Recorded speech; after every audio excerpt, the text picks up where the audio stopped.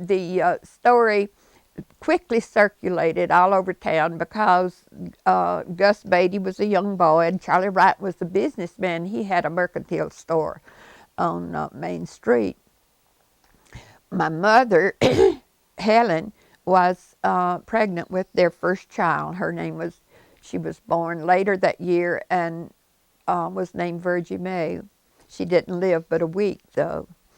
When the story of the dramatic rescue circulated, a man named Reverend Belk wrote to the Carnegie Institute, who offered awards for heroism. You have to have endangered your own life to receive one of these rewards. It's not a fireman, for instance, whose job it is, can't receive anything like that. The Carnegie Commission was hesitant to award the gold medal. They had given out 840 medals, and only 15 of those had been gold. Gold was given only when every requirement was met. But the final proof was impressed on the investigator when he was led to the edge of Whiteside Mountain and was made to stand on Fool's Rock. He took one look around him and, shaking like an aspen leaf, ended his report. Charlie had earned the gold. After Reverend Belk offered to, if they would send him the medal, he would make a great to-do about the presentation of it and everything. But the Carnegie Institute was not, they had to send a man down to investigate. They did, and after 2 years and much verification by Papa and testimony from the other witnesses that were there that day, Papa received a medal, a gold Carnegie medal. It's about this size. I'll show it to you. I think it's been valued at about $2,000, probably, you know, gold fluctuates. They don't give out gold medals anymore. This is Saturday's June the 17th, 2006. This plaque has been placed here by the North Carolina Forest Service here on Whiteside Mountain. They awarded him a gold medal, which you can see there on one of the pictures, and $2,000. The $2,000 was supposed to be spent on his debts. That he was in a mercantile business and he'd lost money, but it took so long for them to approve the actual award that he paid off his debts himself, and he was able to buy the Wright Square that you see here in this other picture. It was an old resort house, very comfortable, and the family was raised there. With the $2,000 reward, Charlie bought the land on which Helen's Barn and Wright Square stand today. Helen's Barn was built in 1932 after his death by his wife Helen. And for the next 50 years, square dancing and buck dancing and the twang and whine of banjos and fiddles were the highlight of mountain entertainment. Many a courtship began at Helen's Barn. For someone who risked his life to save his friend from plunging down a mountainside, Charlie died a death that he didn't deserve. In 1927, while driving his Model T on the Toxaway Road, he plunged 300 feet to his own death near the dam. He was 54 at the time. Gus, on the other hand, carried out his carpenter trade until his death in 1969 at the ripe old age of 82.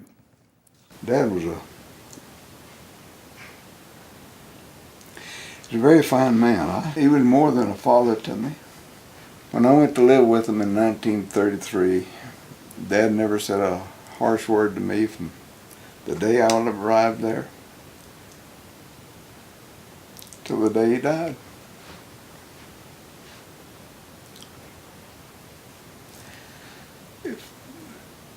He was always very kind, considerate. You said to me you thought he was one of the finest man you had ever known. He was. He, all the kids loved him. They used to go on a family picnic or something, a reunion, and there'd always be a gang of kids around him. They just loved him. And my kids loved him too. I think he was an extraordinary man myself. I know he was my stepfather, but I called him Dad. And I didn't call my real father, I don't think, Dad over one time in my life. But he earned the title. Well, my father was killed in Florida, and when I started to get married, I asked my granddad if he would give me away, and he did. And that's one of my fondest memories of him, was when he walked me down the aisle. That was probably one of his proudest. Nice. And Charlie Wright was your grandfather? He was my grandfather. Now, I never met him. He died when my mother was just 2 years old. But he's definitely been a legend in our family for a long time. And all of us have brought our children up here and told them this story. And it's been in the Highlander. And Courage on Fool's Rock was a wonderful book, and it was written by a local Highlands man, and it accounts the story. Uncle Frank and some of the people that were actually here that day made comments to Bill Merritt of Seneca, who actually wrote that book, Courage at Fool's Rock. So his information is about as factual, I guess, as you can get, because, well, everybody remembers different things, but I brought all my children here all those years, and my children would always say, well, how come there's not something that says this? You're just telling us a story. And I said, well, one day maybe there will be. And so now there is, and I'm so happy. Yeah. Oh, it's a true, true story that I have to tell you of how a young man fell from Whiteside Mountain, but was saved by his friends and by the grace of God.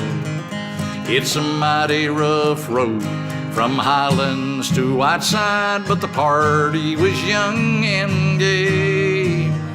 The sun shone bright as they climbed that mountain, not knowing what was on the way.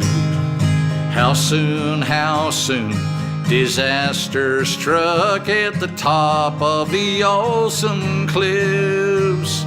A slippery spot, and young Gus Baty disappeared in the depths below. Was a small bush clinging to the mountain that stopped his headlong fall. But there he lay, all senseless and broken on the edge of eternity, with nerves of steel like a human fly. Our brave young Charlie Wright went down the cliff to hold his friend until rescue could be made.